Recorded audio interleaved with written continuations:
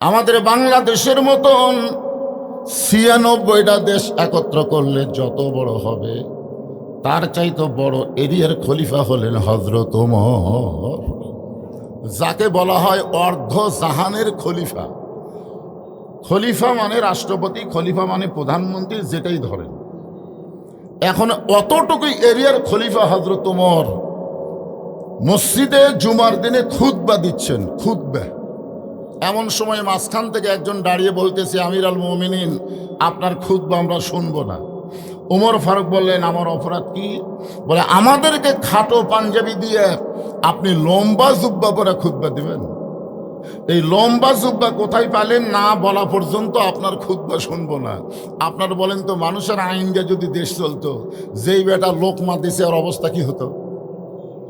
চিন্তা করে দেখেন, ওমর ফারুকের চামচারাই গুড়াই মারতো। জোরে কোন কথা ঠিক কিনা? হ্যাঁ, কিন্তু আইন চলতেছে কার? উমরের চোখ দিয়ে দর দর করে পানি পড়তেছে।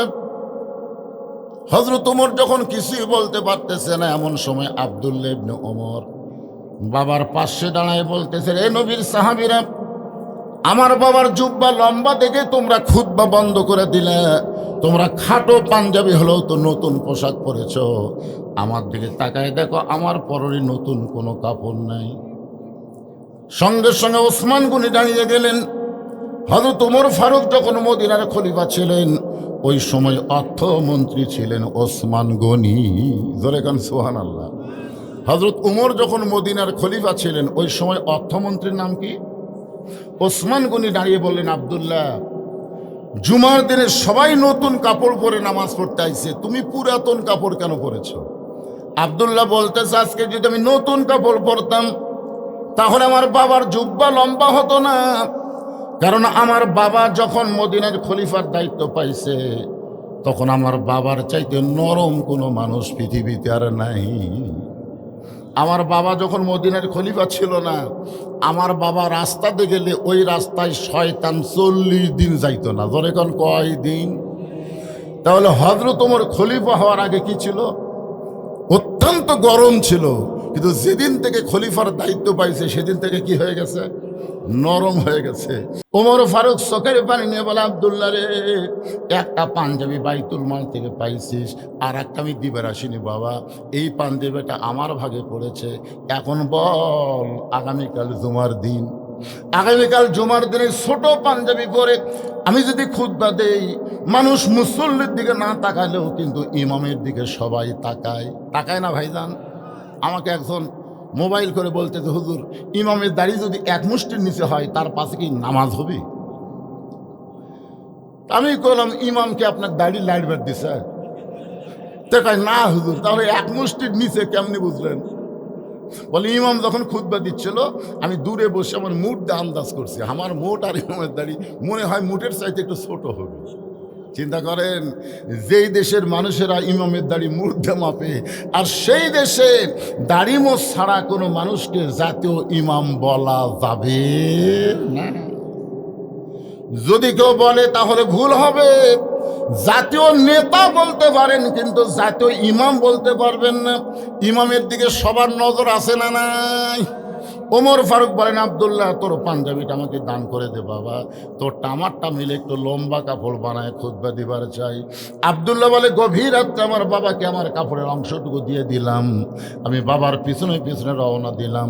বাবা ঘরের মধ্যে ঢুকে নিজের হাতে, অর্ধ জাহানের খলিফা নিজের হাতে তার কাপড় আমার কাপড় একত্র করে বাবা লব্বা জুব্বা বানায় খুতবা দেয়। এখন বলো, বাবার খুতবা শোনা যায় কি না যায়? সমস্ত সাহাবীরা চিল্লায় বলে, আল্লাহর কোরআন দিয়ে যখন রাষ্ট্র চলবে, এমন মুত্তাকি, পরহেজগার, তাকওয়াবান নেতা মুসলমানেরা দেখতে পাবে। সেই কোরআন আমাদের কাছে আছে না নাই? হুদাল্লিল মুত্তাকিন। আবু জেহেল বলতেছে, এই কোরআনকে শোনা যাবে কিন্তু কোরআনকে গ্রহণ করা যাবে না। আজও বাংলাদেশের অনেক মুসলমান কোরআনের ওয়াজ শুনবে, কিন্তু বাস্তবে কোরআনের পক্ষে কাজ করবে না। জোরে কোন কথা ঠিক কি না? নামাজ পড়বে, নেতারা এসে ভাষণ দেবে, নামাজ পড়ো, নামাজ পড়ো, রোজা করো, রোজা করো। আপনারা বলেন তো, সর্বপ্রথম যিনি মোনাফিক ডিগ্রি পাচ্ছে তিনি কেমন নামাজি ছিলেন? আপনারা জানেন না মনে হয়। আল্লাহ রাসূল ইমামতি করত, সামনে কাতারে আবু বকর রাদিয়াল্লাহর সাথে কাঁধে কাঁধ মিলিয়ে জামাতে নামাজ পড়তো। আবু বকর রাদিয়াল্লাহর সাথে একই টুপি, একই দাড়ি, একই পাগড়ি, তাকবীরে উলার সঙ্গে নবীর পিছনে জামাতে নামাজ পড়তো। নবীর পিছনে নামাজ পড়া এটা জাতা কথা মনে করছেন? কিন্তু আল্লাহ যখন একটা আয়াত নাজিল করলো নবীর উপরে, ইয়া আইয়ুহান নাবিয়্যু হাফিজুল মুমিনিনা আলাল কিতাব, ওগো নবী, শুধু জামাতবদ্ধভাবে নামাজ পড়লে হবে না, যারা আপনার পিছনে কাতার সোজা করে নামাজ পড়তেছে তাদেরকে আপনি সৈন্য হিসাবে গড়ে তোলেন। কারণ যে কোনো সময় মক্কার কাফেররা মদিনা আক্রমণ করতে পারে, আর মদিনা আক্রমণ করলে দোয়া দিয়ে, দরুদ দিয়ে, নামাজ দিয়ে আপনি মদিনা রক্ষা করতে পারবেন না। ওই কাফেরদের বিরুদ্ধে অস্ত্র ধরা লাগবে। এ হুকুম কার? এই আয়াতটা যখন নবীর উপর নাজিল হলো, নবী নামাজ শেষ করে বললেন, সাহাবীরা, আল্লাহ তাআলা এই আয়াত আমার উপর নাজিল করলো। তখন আব্দুল্লাহ ইবনে ওবাই না, ওবাই ইবনে খালফ, ওবাই ইবনে সুলুল, আব্দুল্লাহ ইবনে ওবাই একজন দামি সাহাবী। কি হতো, আমরা অনেক বক্তারা ভুল করি। উনি হচ্ছেন ওবাই ইবনে সুলুল। উনি নবীর হাঁটুর সাথে হাঁটু লাগায় বলতেছি, ইয়া রাসূলুল্লাহ, এটা না গন্ডগোলের আয়াত। কিসের আয়াত? আজকে আমাদের বাংলাদেশে অনেকে বলে ইসলামী আন্দোলন হলো জঙ্গি, জিএমবি, গন্ডগোল। আপনারা বলেন তো, ইসলামী আন্দোলন গন্ডগোল? যারাই বলবে গন্ডগোল, এরাই হলো মুনাফিকের জাত। জোরে বলেন, কিসের জাত? নবীর হাঁটুর সঙ্গে হাঁটি লাগায় বলতেছি, ইয়া রাসূলুল্লাহ, এটা না গন্ডগোলের আয়াত। সঙ্গে সঙ্গে নবী বলেন, আল্লাহ আমার পেছনে 5 ওয়াক্ত নামাজ জামাত আদায় করে, এরপরও তোমার আয়াতকে যে বেটা গন্ডগোলের আয়াত কয়, ই আসলে কে? আসলে কে? সঙ্গে সঙ্গে আল্লাহ বললেন, অমিনান নাসি মাইয়াকুলু আমান্না বিল্লাহি ওয়া বিল ইয়াউমিল আখিরি ওয়া মা হুম বিমুমিনিন। আল্লাহ বিশ্বাস করে, আখিরাত বিশ্বাস করে, 5 ওয়াক্ত নামাজ পড়ে, এরপরও সে মুমিনই না, সে মুমিন নয়। যে কোরআনের আয়াতকে গন্ডগোলের আয়াত কয়, ই মুমিন? তো রাসূল বলে, ই যদি মুমিন না হয় তাহলে কি? বলে, ই হলো মুনাফিক। আরে কাফের ভালো রে, কাফের থাকবে জাহান্নামের উপরে বারে, আর মুনাফিক থাকবে জাহান্নামের তলে। কাফেরা পেশাব পায়খানা করবি, তলে থেকে মুনাফিকেরা খাবি। এই বদমাইশ মুনাফিক কোন দল থেকে হবে? রাসূল বললেন, মুনাফিকের আবাদ হবে মুসলমানের ভিতরে। বর্তমানে গোটা পৃথিবীর ভিতরে সবচাইতে মুনাফিকের দেশ হলো বাংলাদেশ। জোরে কথা কন না কেন ভাইজান? এক জায়গাতে আমি বলছি মুসলমানের চাইতে মুনাফিক বেশি, সভাপতি সেই গরম। হুজুর, মুসলমানের চাইতে বাংলাদেশে মুনাফিক বেশি, দলিল দেন। আমি বললাম, ভাইজান, আপনার মসজিদে জুমার নামাজে মুসল্লি কত হয়? তো সভাপতি বলতে যে কমপক্ষে 200 হয়। আমি বললাম, ফজরের নামাজের মুসল্লি কত হয়? তো সভাপতি বলতেছে, ফজরের মুসল্লি মানে ওই শালাও ফজর পড়ে না। আমি যেই বলছি ফজরের মুসল্লি কত হয়, ওই আর কবার পারতেছে না। তখন এই মুয়াজ্জিনকে ডাকতে বললাম, মুয়াজ্জিন সাহেব, আপনাদের এই মসজিদে ফজরের মুসল্লি কত হয়? বলে 4-5 জন হয়। আমি বললাম, ভাইজান, যেই মুসলমানেরা ফজরের নামাজ জামাতে আদায় করে না, এশার নামাজ জামাতে পড়ে না, এরাই হলো মুনাফিক। ধরে কোন কথা ঠিক না?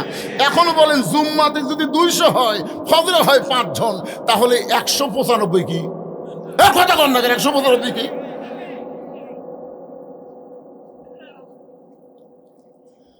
আমাদের তো মুনাফিক আমরা রাখতে চাই, এই জন্য আসেন, ইন্না আতাইনাকাল কাউসার ফাসাল্লি লিরাব্বিকা ওয়ানহার ইন্না শানিআকা হুয়াল আবতার।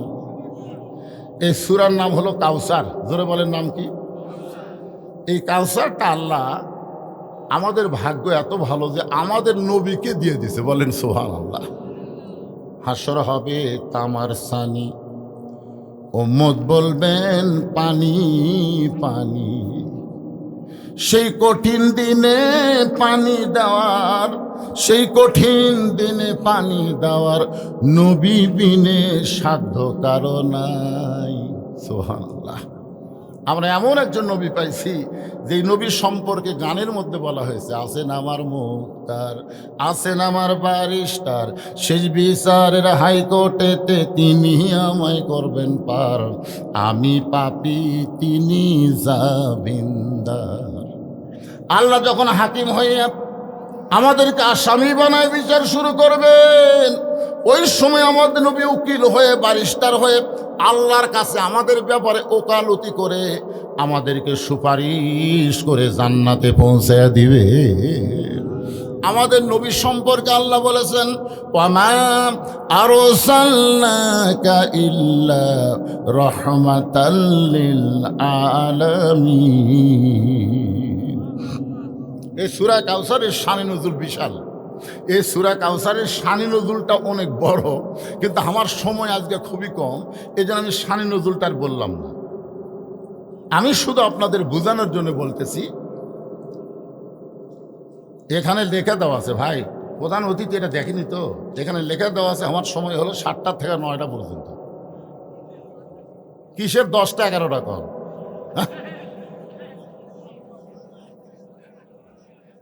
আপনারা কি মনে করেন এই সময় যে আমি লিছি এমনি লিছি? বোঝা লাগবে তো, এরা মাইকিং প্রচার করছে। আমি এখানে মাগরিবেরও আগে যাচ্ছি, তা আমার শুনবেন ঘরের মধ্যে বসে ধরলেন কেন?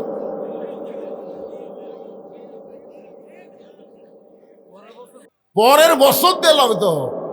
আমি গতকালই দেখলাম এক বক্তার গাড়ি ভেঙেছে, আর এক জায়গাত মাহফিল ঠিক মতো যাওয়ার পারেনি।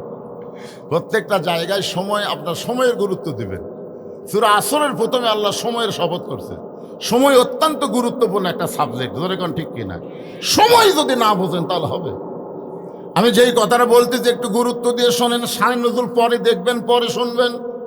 যেইটা বলতেছি হাউজে কাউসার সম্পর্কে, ইমাম গাজ্জালী রহমতুল্লাহ আলাইহি বলেন, হাউজে কাউসার এমন একটা পেয়ালা, কেউ যদি এক পেয়ালা পানি পান করে জাহান্নামেও যায়, আল্লাহ জাহান্নামকেও জান্নাত বানাইয়া দিবে। এ কথার দ্বারা দার্শনিক ইমাম গাজ্জালী বুঝালেন, হাউজে কাউসারের পানি যেই দেহের মধ্যে যাবে, ওই দেহ জাহান্নামে যাবে না। যদি যায়, কথা কয় না, যদি যায় জাহান্নাম তো আল্লাহ জান্নাত বানায় দিবে। আমাদের মুসলমানের মধ্যে যদি শব্দ আছে, আছে না নাই? যদি আল্লাহ জান্নাত না দেয়, যদি আল্লাহ জান্নাত না দেয়, এই চিন্তা মুসলমান কেন করে? আমি একটা হিন্দুরে বলছিলাম, মরলে কোথায় যাবা? স্বর্গে যাব। একটা মুসলমানরে বললাম, মরলে কোথায় যাবাকে? কবরে যাব। মুসলমান সাহস করে বলবারই পারে না মরলে জান্নাতে যাব, এ কথা বলবার পারে না। আপনি বলেন তো, বাবার সম্পত্তির ব্যাপারে সন্তান যদি সন্দেহ করে বলে বেড়ায় আমার বাবার সম্পত্তি পাই কিনা পাই, পাই কিনা পাই, তাহলে গ্রামের লোকজন বলবে তোর জন্মে ভেজাল আছে। বাবার সম্পত্তি তুই পাবি না তো পাড়ার লোক পাবে। বাবার সম্পত্তির সন্তান যেমন ওয়ারিশ মোতাবেক পায়, লা ইলাহা ইল্লাল্লাহ মুহাম্মদ রাসূলুল্লাহ যারা স্বীকার করেছে তারা ওয়ারিশ মূলে জান্নাতি হয়ে যায়। ফাদখুলি ফি ইবাদি ওয়াদখুলি জান্নাতি। আমার সামনে যত মানুষ আপনারা বসে আছেন, আমার বিশ্বাস আপনারা সকলেই জান্নাতি। আপনাদের কার কার বিশ্বাস হয় না? হাত তোলেন তো।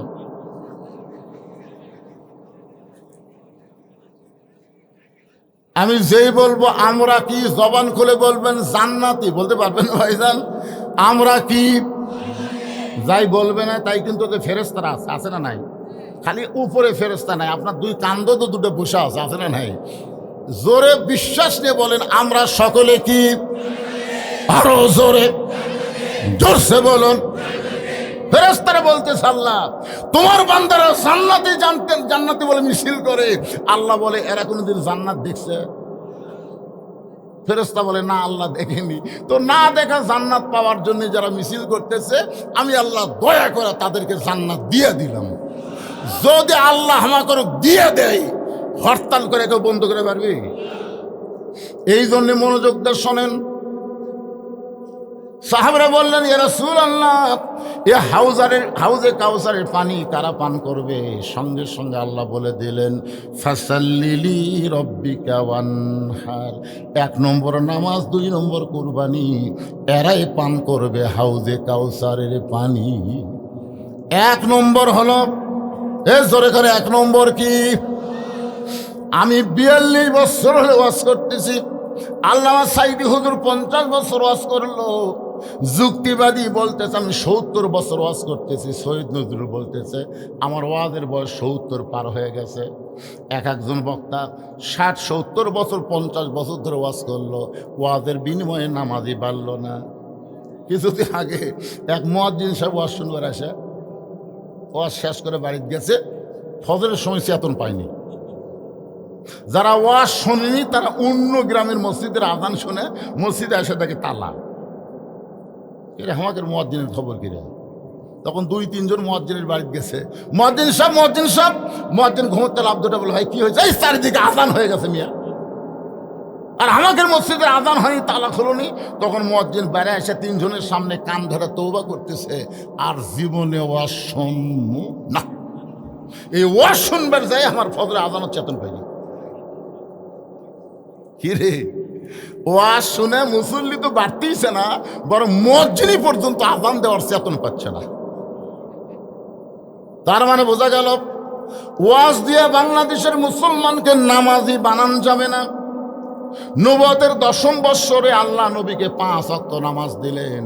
নবী নামাজ নিয়ে আসার পরে 3 বছর মক্কায় ছিলেন। নামাজ পাওয়ার পরেও নবী কয় বছর? আমার আঙ্গুলের দিকে তাকায় হোহা করেন না কেন? কয় বছর? 3 বছর মক্কায় ছিলেন। একদিন নবী আল্লাহকে বললেন, আল্লাহ যেখানেই নামাজের কথা বলেছেন সেখানেই বলেছেন আকিমুস সালাত, নামাজ কায়েম করো, নামাজ কায়েম করো। কিন্তু বর্তমানে মক্কায় যে পরিবেশ দেখতেছি, এই পরিবেশে নামাজ পড়া যায় কিন্তু নামাজ তো কায়েম করার পরিবেশ নাই। ওগো আল্লাহ, তাহলে আকিমুস সালাত কেমনে আদায় হবে? আল্লাহ বলেন, হাবিব মক্কায় আপনি হলেন ইমাম আর আবু জেহেল হলো নেতা। ইমাম ভালো হবে, নেতা জালেম হবে, ওই দেশে কোনোদিন নামাজ কায়েম হবে না। নামাজ কায়েম করতে গেলে যিনি ইমাম হবে তাকেই নেতা হওয়া লাগবে। নামাজ কায়েম করতে গেলে ইমাম ভালো কিন্তু জালেম নেতা, নেতা হলো জালেম, ইমাম হলো আলেম। নামাজ কায়েম হবে। এক ইমাম আমাকে বলতে, হুজুর মাস গেলে আমাকে 2000 টাকা বেতন দেয়। আমি কইলাম কেরি, এই মসজিদের যারা দায়িত্ব আছে, সভাপতি কিংবা সেক্রেটারি, এরা আলেম না, এরা হলো জালেম। ধরে কেন এরা কি কথা কর না কেন? কমিটি যদি আলেম হতো তাহলে ইমামের বেতন মাস গেলে 2000 দিত না। আজকের সমস্ত মসজিদের ইমামগুলা ভালো আর সমাজের নেতাগুলা জালিম হয়ে গেল। ধর কথা কর না কেন ভাইজান? যতক্ষণ আবু জেহেলের মতন জালেম নেতা থাকবে আর আপনার মতন ভালো ইমাম থাকবে, ততক্ষণ পর্যন্ত ওই সমাজে নামাজ কায়েম করা যাবে না। চোরের মতন নামাজ পড়া যাবে, চোরের মতন। আজান শুনে বাবা মসজিদে গেছে, চোরের মতন বেটা ল্যাপের মধ্যে ঘুম পাড়তেছে। আচ্ছা বলেন তো, নামাজ ফরজ কার জন্য? বাপের জন্য না বেটার জন্য? আমার মতন বুড়া যখন আল্লাহর সামনে দাঁড়াবে, আল্লাহ বলবে তোর শৈশবকালের হিসাব আমি চাই না, এই বুড়ার হিসাব আমি চাই না, আমি খালি যৌবনকালের হিসাব চাই। যৌবনের হিসাব দিত। তখন বলতেছে আল্লাহ, যৌবনকালে তো আমি নামাজ পড়িনি, বুড়া বয়সে এখন কি করব, মরার ভয়ে সিয়াল্লে মসজিদত গেছি। আল্লাহ মানে যখন আর খাড়া হওয়ার পারে না, তখন সিয়াল্লে মসজিদে যায় 27 গুণ সব নষ্ট করছি। কয় গুণ? কথা কর না কেন? কয় গুণ? মসজিদে নামাজ পড়লে কয় গুণ সব? এই 27 গুণ সব কখন হবে? কাতার হেঁকা বেঁকা করলে না সোজা করলে? তো যে কাতারের মধ্যে চেয়ার আছে, আপনারা বলেন তো এই কাতার আপনার সোজা করে পারবেন? তাহলে আপনার 27 গুণ তো হচ্ছে না। আপনি যদি 27 গুণ সব পাবার চান, চেয়ার কাতারত থেকে বের করে দেন, দ্বিতীয় কাতারত আস্তে করে রেখে দেন। দ্বিতীয় কাতারের মুসল্লি যদি 27 গুণ চায়, সিয়ার তৃতীয় কাতারত দেন। তৃতীয় কাতারের মুসল্লি যদি 27 গুণ সওয়াব চান, সিয়ার চতুর্থ কাতারত দেন। এক সময় দেখা যাবে মসজিদে সিয়ার থাকবে না, সব সিয়ার বারান্দাত এতিমের মতন থাকবে। জোরে কোন কথা? ঠিক কথা কর না? যখন হলো চামড়া ঢিল, আল্লাহর সাথে দিছে মিল। ওই মিল আমার আল্লাহর দরকার নাই, কারণ 5 ওয়াক্ত নামাজ এইটা কিন্তু 7 বছর থেকে তালিম দেওয়া লাগবে, আর 10 বছর থেকে জোর করে ধরার লাগবে। আপনি বুড়া মানুষ চোরের মতন ফজর পড়বার গেছেন, আপনার বেটার খবর কি? আপনি কি জানেন না আল্লাহ বলেছেন কুয়া আনফুসাকুম ওয়া আহলিকুম নার, জাহান্নামের আগুন থেকে যদি বাঁচতে চাও তাহলে একলা বাঁচলে হবে না, তোমার আহাল পরিবার সমাজ এবং রাষ্ট্রকে বাঁচান লাগবে। জোরে কোন কথা ঠিক কিনা? আহাল মানে কি? সমাজ এবং রাষ্ট্র পর্যন্ত আপনার আহাল। আপনার বাড়িতে আগুন লাগলো, আগুন লাগার পরে যারা আপনার আগুন নিভাবার জন্য আইলো, আপনি তাদেরকে জাহান্নামের আগুন থেকে মুক্ত করার দরকার আছে না নাই? এ কথা কর আছে না নাই? হ্যাঁ, আপনার গ্রামের মসজিদ যদি কেউ ভাঙবার আসে, জোরে কোন, মসজিদ যদি আপনার গ্রামের কোনো হিন্দুরা ভাঙবার আসে, আপনার বলেন তো সর্বপ্রথম বাধা দিবি কারা? গ্রামের সবাই দিবে না, লেখালেন খাতা কলমে, বেনামাজিরা বাধা দিবি, বেনামাজিরা বাধা দিবে। আর নামাজিরা বলবে ওরা ভাঙ্গাত হয়ে যায়, গন্ডগোল করার দরকার নাই, আমরা আবার তৈরি করবো রে। বেনামাজি সালমান শাহ নতুন করে বাবরি মসজিদ নির্মাণ করার জন্য 1000 কোটি টাকা দান করছে, 1000 কোটি টাকা। সুবহানাল্লাহ কন্যাকার কথা কন্যাকার। আর সমস্ত হুজুর মিলে 200 কোটি টাকা দিয়ে পারবে। হুজুরা বলতেছে ইন্নাল্লাহু মা'আস সাবিরিন, ধৈর্য ধর, ধৈর্য ধর। আপনার গ্রামের মসজিদ ভাঙবার আলে যেই বেনামাজিরা বাধা দেওয়ার যাবে, ওদেরকে নামাজি বানানোর দায়িত্ব নামাজিদের আছে না নাই? জোরে জোরে আছে না নাই? বেটা আজানের আগে আসলে 3.5 হাত, আর আজান শুনে হয়ে গেল 2.5 হাত, আর বাপ যায় সামনে কাতার নামাজ পড়তেছে। বাপের উচিত হলো কেন, বেটা 3.5 হাত 2.5 হাত হলো কেন? জানলা দিয়ে তাকায় দেখে পাও নাই, মাথাও নাই, আমার বেটা কোন জায়গাত গেল? মনে হয় চাউলের বস্তা ঢাকাত হচ্ছে। বিলেই যেমন ইন্দুর ধরে, আপনি আস্তে আস্তে করে যে ল্যাপ টানতে দেখেন, ল্যাপের তলে আপনার বেটার সাইজ, আর সকালবেলা সাইড টিপে কুত্তার সাইজ, একই সাইজ। এখন আপনার দায়িত্ব কি শোনেন? আপনার কি দায়িত্ব? ওই বেটার কাছে গিয়ে বেটা লাভ দোটে বলতেছে, আব্বা আহা করতেছেন কেন? এই পাগলা, আমি একলা নামাজ পড়লে তো জান্নাত যাচ্ছি না, তোকে সঙ্গে করে নিয়ে নামাজ পড়ে ওঠ। কি বলেন? দায়িত্ব আছে না নাই? এজোর এখন আছে না নাই? 1 নম্বর হলো নামাজ। এই নামাজটা ওয়াজ দেওয়া হবে না। আল্লাহ নবী যখন মদিনাত গেলেন, মদিনাকে যখন রাষ্ট্র গঠন করলেন, ওই সময় আল্লাহ তাআলা কোরআনের আয়াত নাজিল করে বললেন, আল্লাযীনা ইম্মাক্কান্নাহুম ফিল আরদ, মুসলমানের মধ্যে কাউকে যখন ক্ষমতা দেওয়া হবে, ক্ষমতা পাওয়ার পরে তার 1 নম্বর দায়িত্ব কি? পদ্মা সেতু নির্মাণ করা, মডেল মসজিদ তৈরি করা। একটা মডেল মসজিদে আমি আসার সময় আপনাকে খেতলালে আসরের নামাজ, মডেল মসজিদে মুসল্লি হলো 6 জন।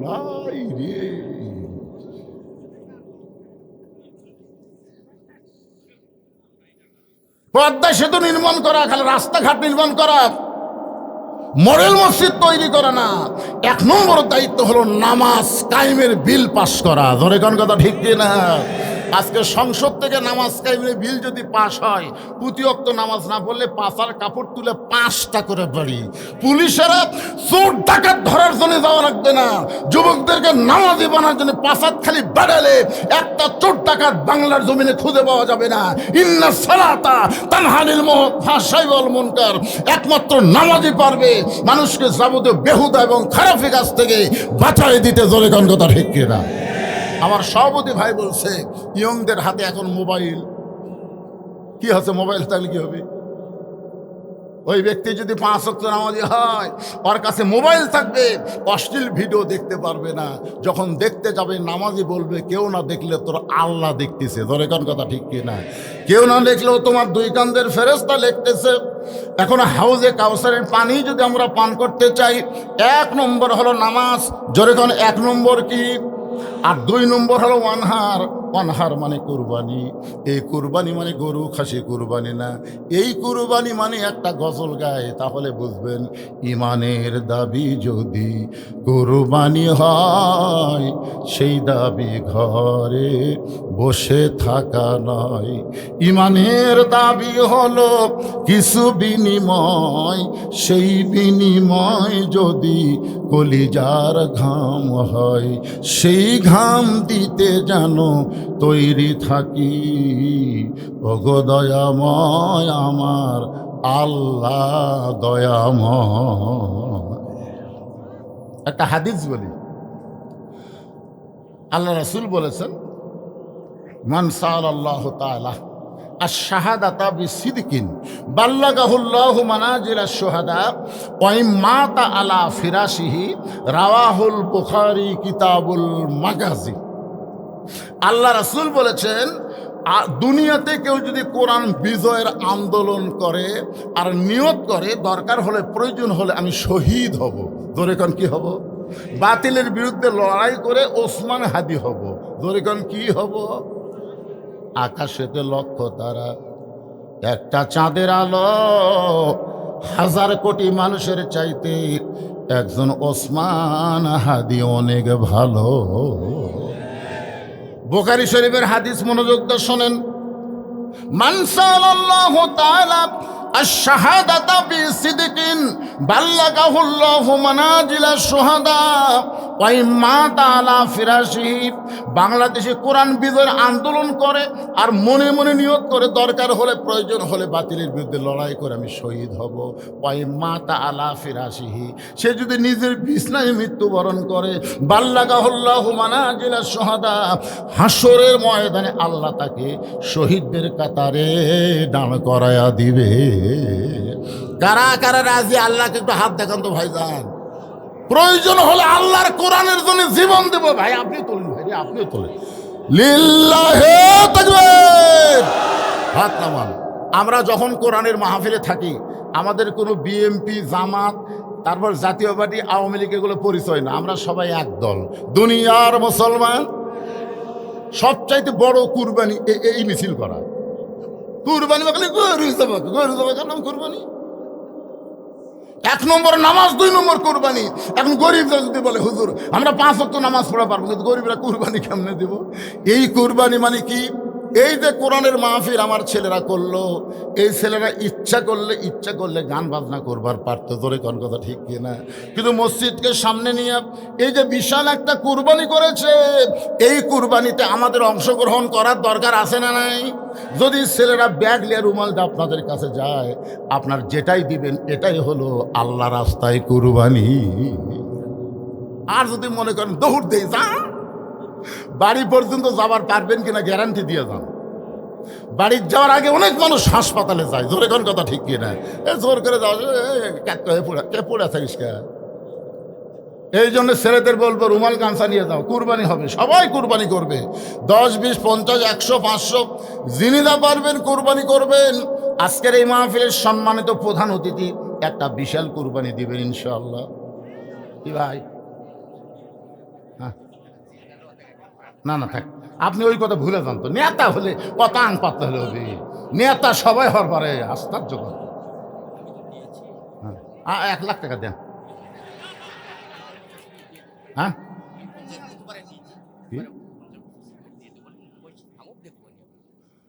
মসজিদের জন্য লয়বার এই যে কোরআনের মাহফিল যুবকেরা করলো এরই জন্য দেন। মসজিদের জন্য 50 বস্তা তো দিবেনি, দিছেন? এই ছেলেরা দিছে দিছে, হ্যাঁ ব্যাগ তো 2.5 করলেন। কুরবানি হবে, কুরবানি 10, 20, 50, 100 যে যা পারবেন আল্লাহ রাস্তায় দিবেন। কারা কারা দিবেন না তারা হাত তোলেন তো দেখি। কারা কারা দিবেন? 10 পারেন, 20 পারেন, 50 পারেন, যারা ডাড়া আছো তোমরা হাত তোলো বাবা, তোমার কাছে ব্যাগ আগে যাবে। দেখি কারা কারা দিবেন, হাত তোলেন তো দেখি। টান টান করে হাত তোল না কেন? মাশাআল্লাহ সবাই দিবে। যাও, 1 বস্তা টাকা হবে। এতগুলো লোক খালি 10, 20 টাকা করে দিলে টাকার অভাব পড়ে। ঢোকো ঢোকো তো একবার 20 জন ঢোকো। আমার মা বোনেরা চিন্তা করতেছে হুজুর আমাদের কুরবানিকে আমার মায়েদের বলতেছে, মা মরার পরে 5 কাপড় দিয়ে কোনো লাভ হবে না, জীবিত অবস্থায় আল্লাহর কুরবানি পর্দা করা লাগবে। জোরে কোন কথা ঠিক কি না? আচ্ছা, আপনাকে এলাকার মেয়ে মানুষেরা মাথার চুল বেচা খায়? এই এলাকার খবর কি? হাই রে, চুলের বলে দাম রে, 10,000 টাকা বলে 1 কেজির দাম। আমাদের কাহালুতে অনেক মেয়েরা মাথার চুল বেচা খায়। আমি জয়পুরহাটের মা বোনদের বলতেছি, মা মরে গেলে মেয়েদেরকে 5 কাপড় দেওয়া হয়, পুরুষের চাইতে 2 কাপড় বেশি। একটা কাপড় হলো মাথা বাঁধ, আর একটা হলো সিনা বাঁধ। মাশাআল্লাহ, বা আমার জন্য আমার এক ভাই গামছার মধ্যে না দিয়া আমি মাজলুম একজন অসুস্থ মানুষের হাতে 1,000 টাকা দান করেছে এই কোরআনের মাহফিলের জন্যে। আল্লাহ দানকে কবুল করেন, আল্লাহুম্মা আমিন। ভাইজান, এরকম 1,000, 2,000, 500 যদি কেউ দিবার চান, ওই গামছাত না দিয়ে জি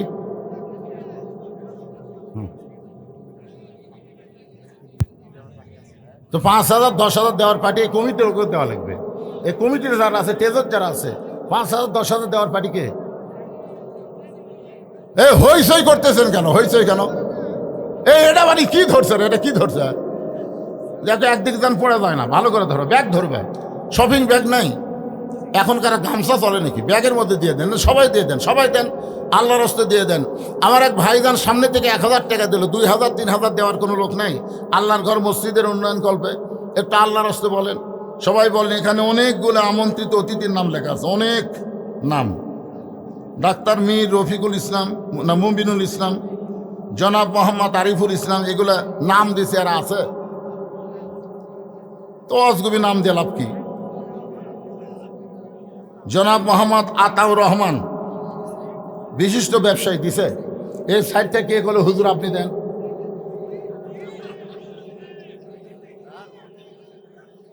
এই যে লোকের আমাকে দাওয়াত দিবার গেছিল তার কাছ থেকে শুনে দেখেন, 235 শতক জায়গার ওপর মসজিদ, মাদ্রাসা, এতিমখানা আল্লামা সাইদি হুজুরের নামে কমপ্লেক্স তৈরি করছি।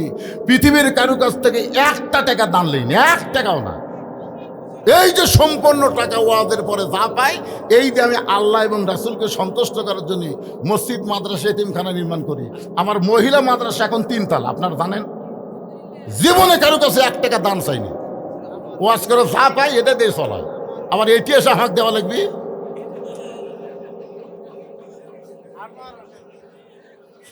আনোয়ার হোসেন, আল্লাহ তোমার একজন বান্দা 500 টাকা দান করেছে, আল্লাহ তার দানকে কবুল করেন। এই দানগুলোকে আল্লাহ কুরবানির মধ্যে আল্লাহ কবুল করো, ধরে কোন আমিন। 1 নম্বর নামাজ, 2 নম্বর কুরবানি। এই 2টা আমল করতে পারলে পান করা যাবে হাউজে কাউসারের পানি। আর হাউজে কাউসারের পানি পান করে কেউ যদি জাহান্নামেও যায়, আল্লাহ জাহান্নামকেও জান্নাত বানায় দিবে। এখন 1 নম্বর নামাজ যদি আমরা কায়েম করতে চাই, তাহলে বাংলাদেশের এই পরিবেশ চলবে না। আগামীতে আল্লাহর কোরআনের পরিবেশ আমাদের বাংলাদেশে চালু করা লাগবে। ধরে কোন কথা ঠিক কি না? আমরা একে একে সব দেখলাম, কিন্তু শুধুমাত্র কোরআনের ওয়াজ শুনলাম। শুধু কোরআনের ওয়াজ শুনলে হবে না, আগামীতে এই বাংলার জমিনে আল্লাহর কোরআনকে একটা বারের জন্য দেখা লাগবে। কারা কারা আল্লাহর কোরআন দেখতে চান? আল্লাহকে একটু হাত দেখান তো দেখি। খালি শুনলে হবে না রে, দেখা লাগবে। মাশাআল্লাহ, আল্লাহর কোরআনকে আমরা বাস্তবে আমল করে দেখতে চাই। খালি বক্তারা ওয়াজ করবে, শ্রোতারা শুনে যাবে, আর মরে গেলে রুহের মাগফিরাতে কোরআন খতম দিবে। এই কোরআন কারো রুহের মাগফিরাতে খতম দেওয়ার জন্য আসে নাই। কোরআন মরা মানুষের কিতাব না, কোরআন হলো জীবিত মানুষের হেদায়েত। জোরে কোন কথা ঠিক কিনা? হুদাল্লিল মুত্তাকিন, মুত্তাকিদের জন্য কোরআন হলো জীবন ব্যবস্থা। এই জন্য আমরা যে কোরআন থেকে আলোচনা শুনলাম, আমরা নামাজ কায়েম কেমনে বাংলাদেশে হবে, এই চেষ্টা আমাদের এখন থেকে করার দরকার আছে না নাই?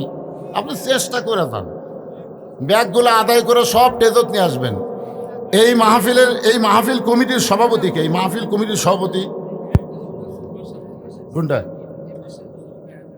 উনি তো মাহফিলের সভাপতি। আব্দুর রহমান সাবু কি দিছে? 50,000 টাকা। এসে কোয়া লাগবে না, এটা জাতা কথা। আব্দুর রহমান সাবু 50,000 টাকা দিছে, অথচ তার নামই কয় না। আচ্ছা, এরকম আর কে দিছে? কন্ত দিয়ে একটা কন্ত। হ্যাঁ,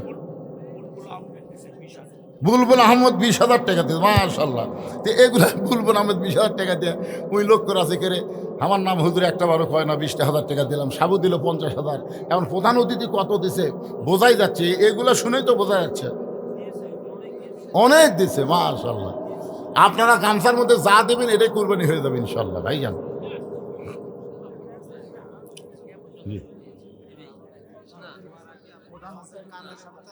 এতগুলো মানুষকে তাবারকও দিবে, মাথা নষ্ট করে। কাতার হয়ে আপনার বসেন তো ভাইজান, আপনাকে ইসাল সব তো আমি খেয়াল করিনি, আপনাকে জন্য বললো তাবারকও আছে মাশাল্লাহ। তাবারকের ব্যবস্থা করছে, একটু সাইজ হয়ে বসেন, সাইজ হয়ে বসেন, একটু ফাঁক ফাঁক হয়ে বসেন, যেন তাবারকটা আপনাকে দিবার পারে ভাইজান। মোনাজাতের পরেই আপনাদেরকে তাবারক দেবে ইনশাল্লাহ। সবাই সাইজ হয়ে বসেন, যিনি দাঁড়িয়ে আছেন এখন আপনাকে বাধ্য হয়ে বসাই লাগবে, বুদ্ধি নেই তো, এখন এত মানুষ বসার জায়গা কেমনে হয়। ইস্তেগফার আস্তাগফিরুল্লাহ রাব্বি মিন কুল্লি জামবি ওয়া তুবু ইলাই, আস্তাগফিরুল্লাহ রাব্বি মিন কুল্লি জামবি ওয়া তুবু ইলাই। আপনি অসুস্থ? ওয়াদাইয়ান ইলাল্লাহ বিইজনিহি ওয়া সিরাজাম মুনীরা। فقد قال الله تعالى في كلامه المجيد والفرقان الحميد। জবান খুলে সকলে পড়েন আউযু বিল্লাহি মিনাশ শাইতানির রাজিম, বিসমিল্লাহির রহমানির রহিম। ইন্না আ'তাইনাকাল কাউসার ফাসাল্লি লিরাব্বিকা ওয়ানহার ইন্না শানিআকা হুয়াল আবতার। ইন্নাল্লাহা ওয়া মালাইকাতাহু ইসাল্লুনা আলান নাবী ইয়া আইয়ুহাল্লাযীনা আমানু সাল্লু আলাইহি ওয়া সাল্লিমু তাসলিমা। আল্লাহুম্মা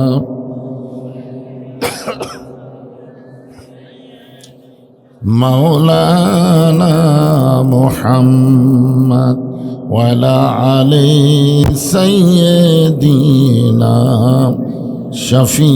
শফিআনা। ওহুদের ময়দানে রাসূল ভেঙে সদান দান তথা লা ইলাহা ইল্লাল্লাহ, লা ইলাহা ইল্লাল্লাহ, লা ইলাহা ইল্লাল্লাহ, লা ইলাহা।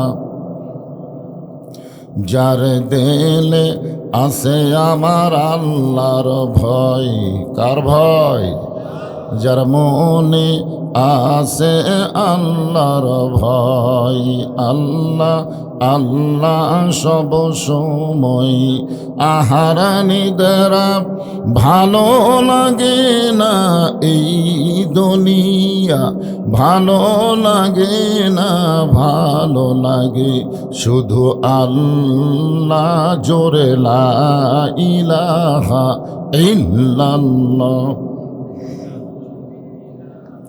লা ইলাহা ইল্লাল্লাহ মুহাম্মাদুর রাসূলুল্লাহ। রাসূলের মহব্বতে সকলে বলি সাল্লাল্লাহু আলাইহি ওয়াসাল্লাম। হানাইন ইসলামপুর জামে মসজিদ কমিটি কর্তৃক আয়োজিত আজকের এই ইসালে সওয়াব ওয়াজ মাহফিলে আল্লাহ তাআলা যিনাকে সম্মানিত সভাপতির আসনে কবুল করেছেন, মৌলানা মোহাম্মদ আব্দুল হাকিম, অধ্যক্ষ হানাইল নোমানিয়া কামিল মাদ্রাসা, আজকের এই মাহফিলের সম্মানিত সভাপতিকে অন্তরের অন্তঃস্থল থেকে আমি শুভেচ্ছা জ্ঞাপন করছি। আজকের এই মাহফিলের সম্মানিত সহসভাপতি মাওলানা মোহাম্মদ খায়রুল ইসলাম, সম্মানিত প্রধান অতিথি, অত্র এলাকার সুসন্তান, সকলের অত্যন্ত পরিচিত জনাব আলহাজ ফিরোজ আলম মণ্ডল, আজকের এই মাহফিলের সম্মানিত আমন্ত্রিত অতিথিবৃন্দ, সকলকেই অন্তরের অন্তঃস্থল থেকে আমি শুভেচ্ছা জ্ঞাপন করছি। আজকের এই মাহফিলে সম্মানিত ওলামাই কেরাম, আপনাদের মাঝে মাঝে যে সমস্ত আলেম ওলামা বসে আছেন, মঞ্চে আছেন, আমার আগে যিনারা কোরআন হাদিসের আলোকে অত্যন্ত গুরুত্বপূর্ণ আলোচনা করে আপনাদেরকে শোনাইলেন, বিশেষ করে মাওলানা সানোয়ার হোসেন সাইফি সহ সমস্ত আলেম ওলামা বক্তাদেরকে অন্তরের অন্তঃস্থল থেকে আমি শুভেচ্ছা জ্ঞাপন করছি। এই মুহূর্তে আমার সামনে যারা বসে আছেন, যিনাদেরকে আল্লাহ দয়া করে, রহম করে, মেহেরবানি করে এই জান্নাতের বাগানে কবুল করেছেন, একজন দুইজন আমিন বললেন কেন? সকলেই বলেন আমিন। আল্লাহ যদি এখানে না চাইতো আমরা আসতে পারতাম? আল্লাহ কোরআনে বলেছেন, মা আসাবাকা মিন হাসানাতিন ফামিন আল্লাহ। বান্দা বান্দির দ্বারা যখন কোনো ভালো কাজ হয়, এ কাজ বান্দাবান্দি করে না, বরং আল্লাহই করায়। আপনারা বলেন তো, কোরআন কারিমের মাহফিলে বসা ভালো কাজ না খারাপ কাজ? তাহলে এই কাজ কে করালো? আমরা বিশ্বাস করতে পারি, আমরা যত বড়ই পাপী হই না কেন, এই মুহূর্তে আল্লাহ আমাদের উপরে খুশি আছেন। আর খুশি থাকার কারণেই আজকের এই বেহেশতের টুকরার মধ্যে আল্লাহ আমাদের কবুল করেছেন। আমার সামনে যারা বসে আছেন, যিনারা দাঁড়িয়ে আছেন, সকলকেই অন্তরের অন্তঃস্থল থেকে আমি শুভেচ্ছা জ্ঞাপন করছি। তবে বসা ভাইদেরকে একটু অনুরোধ করব, যদি কারোর সামনে ফাঁকা থাকে, আপনার অন্য ভাইদেরকে বসতে দেওয়ার জন্য একটু জমে বসবেন। শীতের রাত, জমে বসলে কি সমস্যা হবে? যদি কারোর সামনে ফাঁকা থাকে, আমি তাকে অনুরোধ করছি না, যদি থাকে, যাদের নাই তাদের বলতেছি না তো, এখানে যদি শব্দ উল্লেখ করা হয়েছে, যদি থাকে কারোর সামনে। কারণ বাংলাদেশের মানুষের জায়গা দেওয়ার অভ্যাস আছে, এটা প্রমাণ হলো রোহিঙ্গা মুসলমানকে আমরা জায়গা দিয়ে প্রমাণ করেছি। যতই ঘনবসতি হই না কেন, জায়গা দেওয়ার অভ্যাস আমাদের আছে না নাই? তাহলে যারা দাঁড়িয়ে আছে এরা কি রোহিঙ্গা? এরা তো আমাদেরই ভাই। ওদের বসতে দেওয়ার জন্য একটু কষ্ট করে হলেও জমে বসবেন। সম্মানিত মা বোনেরা, পর্দার অন্তরালে বসে বসে যারা আলোচনা শুনতেছেন, আমি তাদেরকে শ্রদ্ধা জ্ঞাপন করে এই মুহূর্তে জানতে চাচ্ছি, আপনারা সকলে কেমন আছেন? আলহামদুলিল্লাহ রব্বিল আলামিন। যে আল্লাহ শারীরিক সুস্থতা, মানসিক প্রশান্তি দান করে আজকের এই কোরআন কারিমের মাহফিলে কবুল করলেন, আমরা সে আল্লাহর উপরে খুশি না বেজার? তাহলে জবান খুলে সমস্বরে সকলে বলবো, রব্বানা লাকাল হামদ হামদান কাসীরান তাইয়িবান মুবারাকান ফীহি। আমরা প্রশংসা করলাম কার? এই কারণেই আমরা আল্লাহর প্রশংসা বেশি বেশি করব। সর্বসাকুল্যে জগৎ হলো তিনটা, জোরে বলেন কয়টা? এক জগতে আমরা ছিলাম, এক জগতে আমরা আছি, আর এক জগতে আমরা যাব। যেই জগতে ছিলাম সে জগৎকে বলা হয় রুহের জগৎ। যেই জগতে বর্তমানে আছি এটা হলো দুনিয়াবি জগৎ। এখান থেকে আমরা যেখানে যাব সেটা হলো আখিরাতের জগৎ। রুহের জগতে আল্লাহ আমাদের রুহগুলোকে এতই পছন্দ করেছেন যে দুনিয়ার জগতে আমাদেরকে মুসলমানের ঘরে আল্লাহ কবুল করেছেন। এবং আল্লাহ ঘোষণা করেছেন অমাইয়াবতাগি গয়রাল ইসলামী দীনান ফালাই ইয়ুকবালা মিনহু, ইসলাম ছাড়া অন্য কোনো জীবন ব্যবস্থা ধর্মকেও যদি গ্রহণ করে আল্লাহ বলেছেন কখনোই তা কবুল করা হবে না। ইন্না দীনা ইনদাল্লাহিল ইসলাম, আল্লাহর কাছে মনোনীত জীবন বিধানের নাম কি? আর সেই ইসলামের মধ্যে জন্ম নেওয়া আমরা হলাম মুসলমান। খুশি না বেজার? তাহলে জবান খুলে শুকরিয়া তান বলি আলহামদুলিল্লাহ। এই মাসটার নাম হলো রজব মাস। জোরে বলেন কি মাস? এ মাসের চাঁদ ওঠার সঙ্গে সঙ্গে আল্লাহর নবী একটা দোয়া পড়তেন, আল্লাহুম্মা বারিক লানা ফি রজব ওয়া শাবান ওয়া বাল্লিগনা রমাদান। রজব এবং শাবানের বরকত আল্লাহ দান করো, রমজান পর্যন্ত আল্লাহ হায়াতকে লম্বা করে দাও। এই দোয়া যদি আল্লাহর নবী করে থাকেন, নবীর উম্মত হিসেবে আমাদের করার দরকার আছে না নাই? এই রজব মাস অত্যন্ত গুরুত্বপূর্ণ একটা মাস। এই মাসে আল্লাহ তাআলা আমাদের নবীকে আল্লাহর আরশে নিয়ে গেছিলেন। বলেন সুবহানাল্লাহ। এদিকে হইচই করেন কেন? হইচই করা যায়? এটা কি হাট বাজার? আপনারা বলেন এটা কি হাট বাজার? এইটা হলো জান্নাতের বাগান। অসংখ্য রহমতের ফেরেশতা আল্লাহ পাঠাইছে শুধুমাত্র আপনাদেরকে দেখার জন্যে। আল ইনসান আশরাফুল মখলুকাত, মানুষের সৃষ্টি জগতের মধ্যে মানুষ হলো সবচাইতে ভদ্র জাত। তো ভদ্র কোনোদিন হইচই করে? ইশারার দ্বারা কাম করা লাগবে, হইচই করা যাবে না। যদি জায়গা না হয় জায়গার ব্যবস্থা করবেন, যদি ব্যবস্থা না হয় দাঁড়িয়ে থেকেই শুনবেন, অসুবিধা কি? হইচই করবেন না। তো আল্লাহ তাআলা আমাদের নবীকে জীবিত অবস্থায় জান্নাত দেখার তৌফিক দিয়েছিলেন। বলেন সুবহানাল্লাহ। এই রজব মাসের এক রাতে আমাদের নবী যখন জান্নাতে প্রবেশ করলেন, ওই সময় জিবরাইল বললেন, ইয়া রাসূলুল্লাহ, আপনি যদি জান্নাত থেকে বের না হন আল্লাহ আপনাকে জান্নাত থেকে বের করে দিবে না।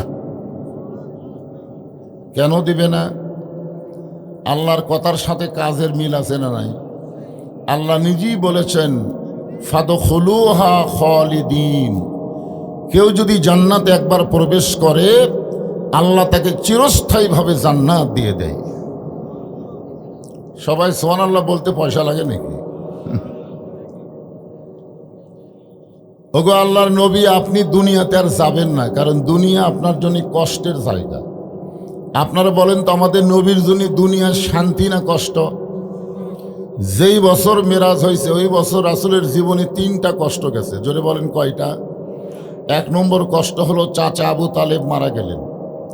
2 নম্বর কষ্ট হলো কিছুদিনের মধ্যেই দরদের বিবি খাদিজা দুনিয়া থেকে বিদায় নিলেন। 3 নম্বর কষ্ট হলো তায়েফের ময়দানে কলেমার দাওয়াত দিতে গিয়ে তিনি পাথরের আঘাতে রক্তাক্ত হয়ে গেলেন। তাহলে একাধারে কয় কষ্ট? এই কষ্টের পরে আল্লাহ তাআলা নবীকে সান্ত্বনা, শান্তি, সুখ দেওয়ার জন্যে আল্লাহর আরশে নিয়ে গেলেন। সুবহানাল্লাহ বলেন। এখন বলেন তো কষ্টের পরে শান্তি আছে না নাই? আমরা বাংলার যারা প্রকৃত মুসলমান বহুদিন ধরে আমরা কষ্টের মধ্যে ছিলাম, ঠিক কিনা বলেন? এখন মোটামুটি একটা স্বস্তি পাওয়া যাচ্ছে। যাচ্ছে কি যাচ্ছে না? যাবে ইনশাল্লাহ। আল্লাহ রাসূল বললেন, জিবরাইল, আল্লাহ যদি আমাকে জান্নাতে থাকার জন্য ঢুকতে বলতেন আমি জান্নাতে ঢুকতামই না। আমি শুধু জান্নাত দেখার জন্য ঢুকেছি। আল্লাহ আমার উম্মাত উম্মাতিনের জন্য কেমন জান্নাত বানাইছে এটা এক নজর দেখার জন্য। জোরে কোন সুবহানাল্লাহ। আমি সেই দিন জান্নাতে থাকার জন্য ঢুকব যেদিন আল্লাহ সমস্ত উম্মাত উম্মাতিনীকে জান্নাত দিবে। এখন চিন্তা করেন, যেই নবী জান্নাতের মধ্যে গিয়ে আমাদের কথা ভোলে না আর আমরা সেই নবীকে ভুললে হবে? এখন বলেন তো আমাদের নবী কি শুধুই নবী? এই যে দরুদের মধ্যে আপনারা বললেন আল্লাহুম্মা সাল্লি আলা সাইয়্যিদিনা, সাইয়্যিদিনা শব্দের অর্থ কি? কবার পারতেছে না। আরবিতে ঠিকই সাইয়্যিদিনা বলেন, আর দুনিয়াতে সামান্য মানুষকে নেতা বানায় তার পিছনে চামচাগিরি করতেছেন। সারাদিন ঘুরে স্লোগান দিচ্ছে আমার নেতার চরিত্র ফুলের মতন পবিত্র, খুঁজলে দেখেন নামাজ পড়ে না এক ওয়াক্ত। এইগুলা কি নেতা হওয়ার যোগ্য? আমার নেতা, তোমার নেতা। এই দরুদের মধ্যেই স্বীকার করলাম সাইয়েদেনা আমাদের নেতা। যেই নেতা নবী জান্নাতের মধ্যে গিয়ে আমাদের কথা বলে না, আমরা সেই নবীকে ভুলতে পারি? সেই নবী সম্পর্কে আল্লাহ বললেন, কুল, হে রাসূল আপনি বলেন, ইন কুনতুম তুহিব্বুনাল্লাহ ফাত্তাবিউনি ইউহিব্বুকুমুল্লাহ। কেউ যদি আল্লাহকে ভালোবাসতে চায়, আল্লাহকে ভালোবাসা মানে কি? আল্লাহর হুকুম পালন করতে চায়, আল্লাহর গোলামি করতে চায়, তাহলে ফাত্তাবিউনি, আপনাকে অনুসরণ করা ছাড়া আল্লাহর ভালোবাসা পাওয়া যাবে? নবীকে অনুসরণ করবেন কিভাবে? নবীকে অনুসরণ করার মাধ্যম আছে না নাই? যখন আছে না নাই? হ্যাঁ। এরপর আল্লাহ বললেন ইউহিব্বুকুমুল্লাহ, আপনাকে অনুসরণ করা মাত্রই আমি আল্লাহ তাদেরকে মহব্বত করব। আমার মহব্বতের নমুনা হলো ইয়াগফির লাকুম যুনুবাকুম আল্লাহু গফুরুর রহিম। আল্লাহু আকবার। ভাগ্য গুণে আমরা সেই নবীর উম্মত হবার পেরেছি, খুশি না বেজার? তাহলে জবান খুলে আর একবার বলি আলহামদুলিল্লাহ। এখন যে কোরআন থেকে আপনাদের সূরা কাউসারের আলোচনা শোনাবো, এই কোরআনের মধ্যে কোনো সন্দেহ? সবাই এক বাক্যে বললে ভালো লাগে। কেউ বলেন কেউ বলেন না। সন্দেহ আছে মনে হয়? মনে হয় আছে নাকি? যেই কোরআনের প্রথমেই আল্লাহ বলেছেন জালিকাল কিতাবু লা রাইবা ফি হুদাল্লিল মুত্তাকিন, জোরে বলেন হুদাল্লিল মুত্তাকিন। আল্লাহ যদি বলতো হুদাল্লিন নাস, তাহলে এই কোরআন থেকে পাইকারি হারে সবাই হেদায়েত পেত। কিন্তু এখানে হুদাল্লিন নাস না বলে হুদাল্লিল মুত্তাকিন বলে আল্লাহ কেবাসরি করে বুঝাই দিলেন যে কোরআন থেকে পাইকারি হারে সবাই হেদায়েত পাবে না, কেবলমাত্র মুত্তাকি বান্দা বান্দি যারা আল্লাহর কোরআন থেকে হেদায়েত পাবে তারা। এই কোরআনকে বলা হয় মানব জীবন ব্যবস্থা। হেদায়েত মানে কি? হুদা, হুদার থেকে হেদায়েত। মুত্তাকি শব্দের অর্থ কি? যারা মুত্তাকিন হবে তারাই কোরআন থেকে হেদায়েত পাবে। এই মুত্তাকি মানে কি? এই মুত্তাকি সম্পর্কে আল্লাহ ব্যাখ্যা করে বললেন, ইয়া আইয়ুহাল্লাযীনা আমানুত্তাকুল্লাহা হাক্কা তুকাতিহি ওয়া লা তামুতুন্না ইল্লা ওয়া আনতুম মুসলিমুন। যারা আমরা আল্লাহকে বিশ্বাস স্থাপন করেছি, আমরা সবাই আল্লাহকে বিশ্বাস করি, করি না? বিশ্বাসীদের জন্য 1 নম্বর গুণ হচ্ছে আত্তাকুল্লাহ, ভয় করতে হবে কাকে? বর্তমান বাংলাদেশের পরিবেশে আমরা ভয় করতেছি কাকে?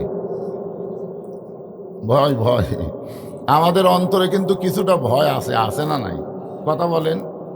মনে করেন এই দিক থেকে এখন একটা বিষাক্ত সাপ সুরসুর করে যায় মাঝখানে গিয়ে এভাবে ফোঁস করে ফেনা তুললো, আপনারা বলেন তো আল্লাহর ভয়ে বসে থাকবেন না সাপের ভয়ে দৌড় দিবেন?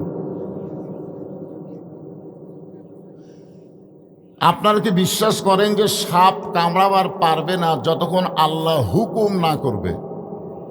তাহলে সাপের ভয়ে দৌড় দিবেন কেন? সাপ কি নিজের ইচ্ছায় কামড়ায় না আল্লাহর হুকুমে? কথা বলতে হবে কার হুকুমে? আমাদের জাতির পিতা হযরত ইব্রাহিমের জন্যে নমরুদ যখন আগুনের চুলা জ্বালাইল, তখন আমাদের জাতির পিতা পরীক্ষায় পাশ করলো কখন? কখন পাশ করলো? যখন জিবরাইল বলল, আল্লাহ নবী ইব্রাহিম, আল্লাহ আমাকে 600 পাকা দিয়েছে, একটা পাকার বাতাস দেব, আগুনের চুলা সাগরের মধ্যে গিয়ে নিভে যাবে। আমাদের জাতির পিতা উত্তরে বললেন, হাসবি আল্লাহ নিমাল ওয়াকিল ওয়া নিমাল মাওলা ওয়া নিমান নাসির। আমার বিশ্বাস নমরুদের আগুনের চুলা জ্বালাবার পরে কিন্তু পুড়ানোর ক্ষমতা নমরুদের হাতে নাই। পুড়ানোর ক্ষমতা কার হাতে? তাহলে সাপ কামড়ানোর ক্ষমতা কার হাতে? তাহলে আপনারা সাপের ভয়ে দৌড় দিবেন কেন? একমাত্র ভয় করতে হবে কাকে? কিন্তু বর্তমান বাংলাদেশের পরিবেশে আপনি জয়পুরহাটের কেন্দ্রীয় মসজিদে যদি জোহরের নামাজ আদায় করতে চান জামাতের সাথে সামনে কাতারে, আর আপনার পায়ের মধ্যে যদি 3,000 টাকার জুতা থাকে, আপনি দরজার জুতা খোলার সময় কার ভয় আগে করবেন? আল্লাহর ভয় না চোরের ভয়? নামাজ আদায় করবেন কার ভয়ে? তাহলে প্রথম শুরু হলো কার ভয়? চোরের ভয় অন্তরে আগে নিয়ে জুতা হাতত নিয়ে আপনি ডান পায়ে মসজিদে ঢুকতেছেন। আপনারা বলেন তো চোর ডানপন্থী না বামপন্থী? তাহলে আপনি চোরের ভয়ে ডান পায়ে মসজিদে ঢুকতেছেন আর জবান করে দোয়া পড়তেছেন, আল্লাহুম্মা আফতাহলি আবওয়াবা রহমাতিক। বর্তমান পরিবেশে দামি জুতা দরজা থোয়া যাচ্ছে না কার ভয়ে? শহরের মধ্যে জায়গা কিনছে, 3-4 বছর হলে বাসা করতে পারতেছে না। একজন জিজ্ঞাসা করে, কে রে ভাই জায়গা কিনলে বাসা করো না কেন? বলে চাঁদাবাজের ভয়। ভিত দেওয়া থেকে শুরু করে লিন্টন পর্যন্ত খালি চাঁদা দেওয়াই লাগবে। তাহলে জায়গা কিনছে, বাসা করতে পারতেছে না কার ভয়ে? জুতা রাখতে পারতেছে না কার ভয়ে? সাপ দৌড় মারলে ফেনা তুললে কার ভয়ে? সাপের ভয়ে। তাহলে বোঝা গেল নানা ধরনের ভয় আমাদের অন্তরে যখন থাকবে তখন আত্মাকুল্লা ডিগ্রি অর্জন করা সম্ভব নয়। আত্মাকুল্লা ডিগ্রি অর্জন করতে গেলে কেবলমাত্র একমাত্র ভয় করতে হবে কার? একমাত্র ভয় করতে গেলে বর্তমান যেই পরিবেশ বাংলাদেশে চলতেছে এই পরিবেশ পাল্টাতে হবে। এই পরিবেশে আল্লাহর ভয় করা যাবে না। আর পরিবেশ পাল্টানোর একমাত্র মাধ্যম হলো আল্লাহর কোরআন। এদিকে তাকায় দেখেন, সারা জীবন তো খালি শুনাই গেল, সারা জীবন বক্তারা ওয়াজ করলো, আমরা শুনে গেলাম। শুধুমাত্র শোনানোর জন্য আল্লাহ কোরআন দুনিয়াতে নাজিল করে নাই। এই কোরআন সম্পর্কে আল্লাহ বললেন, অনুনাজ্জিলু মিনাল কুরআনি মা হুয়া শিফাউ ওয়া রাহমাতুল লিল মুমিনিন। কোরআনকে মুমিনদের জন্য যাবতীয় রোগের শিফা এবং রহমত স্বরূপ আল্লাহ নাজিল করেছে।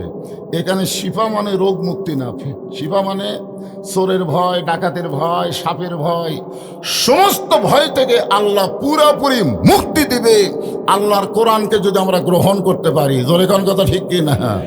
হ্যাঁ, কোরআন শুননেওয়ালা আমাদের চাইতে আবু জেহেল কমজোরি ছিল না। আপনারা তাও বসার জায়গা পাচ্ছেন, অত বসারও জায়গা ছিল না। নবীর সামনে দাঁড়িয়েও কোরআন তেলাওয়াত শোনেনি। চোরের মতন পিছনে আলোর মধ্যেও না, অন্ধকারে ঘন্টার পর ঘন্টা তেলাওয়াত শুনছে। সকালবেলা গিয়ে মিটিংয়ের মধ্যে মুখ ফসকে বলে ফেলেছে, এত সুন্দর কোরআনের বাণী, রাতটা কোন দিক দিয়ে গেল আমি বুঝবারই পারিনি। তা আবু সুফিয়ান বলে, নেতা যেই কোরআন শুনতে রাত কোন দিকে যায় বোঝা যায় না, সেই কোরআন ধরলে অসুবিধা কি? না শুনলেই যদি এত মজা হয় তাহলে এটা ধরার দরকার আছে না নাই? আবু জাহেল বলতেছে, এই কোরআনকে যদি ধরি তাহলে আমাদের ভুয়া নেতৃত্ব চলবি না। আল্লাহর কোরআনই পারে মানুষকে সঠিক নেতৃত্ব দেখায় দিতে। ধরে কোন কথা ঠিক কি না? সঠিক নেতৃত্ব কাকে বলে? আমাদের বাংলাদেশের মতন 96টা দেশ একত্র করলে যত বড় হবে, তার চাইতে বড় এরিয়ার খলিফা হলেন হযরত ওমর, যাকে বলা হয় অর্ধ জাহানের খলিফা। খলিফা মানে রাষ্ট্রপতি, খলিফা মানে প্রধানমন্ত্রী, যেটাই ধরেন। এখন অতটুকুই এরিয়ার খলিফা হযরত ওমর মসজিদে জুমার দিনে খুতবা দিচ্ছেন। খুতবা এমন সময় মাঝখান থেকে একজন দাঁড়িয়ে বলতেছে, আমির আল মুমিনিন, আপনার খুতবা আমরা শুনবো না। ওমর ফারুক বললেন, আমার অপরাধ কি? বলে, আমাদেরকে খাটো পাঞ্জাবি দিয়ে আপনি লম্বা জুব্বা পরে খুতবা দিবেন? এই লম্বা জুব্বা কোথায় পালেন না বলা পর্যন্ত আপনার খুতবা শুনবো না। আপনার বলেন তো, মানুষের আইন দিয়ে যদি দেশ চলতো, যেই বেটা লোকমা দিছে আর অবস্থা কি হতো? চিন্তা করে দেখেন, ওমর ফারুকের চামচারাই গুড়াই মারতো। জোরে কোন কথা ঠিক কিনা? হ্যাঁ, কিন্তু আইন চলতেছে কার? মসজিদের মধ্যে আজও বাংলাদেশে আইন চলে কার? ইমাম সাহেব যদি 4 রাকাত আসরের নামাজে 3 রাকাতে বসে, একটা ভ্যানওয়ালা পর্যন্ত লোকমা দেওয়ার সাহস করে? করে কি করে না? 4 রাকাত নামাজে 3 রাকাতে ইমাম বসেছে, ইমাম টাইটেল পাস, দাওরা পাস, একটা ভ্যানওয়ালা বলে আল্লাহু আকবার। ইমাম মনে মনে কয় 41 সালের আগে আমি উঠবো না। এই মনে করে ইমাম যদি স্বৈরাচারী হয়ে বসাই থাকে, আপনারা বলেন তো মসজিদের সমস্ত মুসল্লি কার পক্ষে যাবে? নেতার পক্ষে না ভ্যানালার পক্ষে? কেন ভ্যানালার পক্ষে যাবে? কারণ ভ্যানালা যেটা করতেছে এটা আল্লাহর হুকুম, আর নেতা যেটা করতেছে এটা নেতার চরিত্র। আমরা কোনো নেতার চরিত্র, নেতার মন আমরা দেখব না, আমরা দেখব আল্লাহর কোরআন। জোরে বলেন কথা ঠিক কি না? আসো বাংলাদেশের মসজিদে আল্লাহর আইন চলার পিছনে একটা কারণ কি জানেন? আওয়ামী লীগও বিশ্বাস করে মসজিদ কার ঘর, বিএনপি বিশ্বাস করে মসজিদ কার ঘর, জামাত তাবলিগ পীর মুরিদি সবাই বিশ্বাস করে মসজিদ আল্লাহর ঘর। মসজিদ যেমন আল্লাহর ঘর বিশ্বাস করে, গোটা বাংলাদেশও আল্লাহর। এই বিশ্বাস যদি আমাদের অন্তরে থাকতো তাহলে কোনো দলাদলি থাকতো না। মসজিদের সমস্ত দল ভাঙ্গে যদি এক কাতারে দাঁড়াবার পারে, গোটা বাংলাদেশের মুসলমান এক জামাত করতো। জোরে কোন কথা ঠিক কিনা?